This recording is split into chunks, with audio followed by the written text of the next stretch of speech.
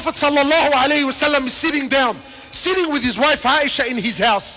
And the narration says that something of his leg was showing. You know, he's at home, he's with his wife, there's no one there, so he was sitting in a relaxed state. So something of his leg, I'm not sure exactly, something from his leg was showing. So someone knocks the door. So the Prophet says, Aisha, see who it is. So she goes and she says to my Prophet of Allah, it's my father Abu Bakr. He says to Aisha, tell him to come in.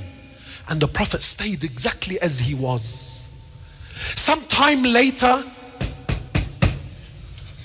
the Prophet says, Aisha, go see who it is, who's on the door. So she goes, she says to my Prophet of Allah, it's Umar ibn al-Khattab. What a house. Imagine when the people knocking your door are these men. So he says to Aisha, tell him come in.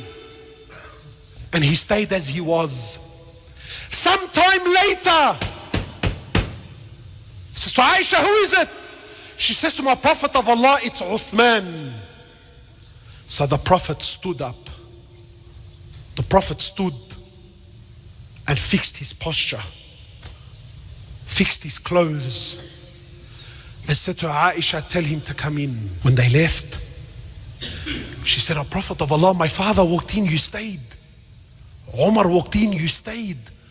Why when Uthman walked in, you stood up and he fixed your posture? He said to Aisha, should I not be shy of a man whom even the angels are shy of? Haya, bro.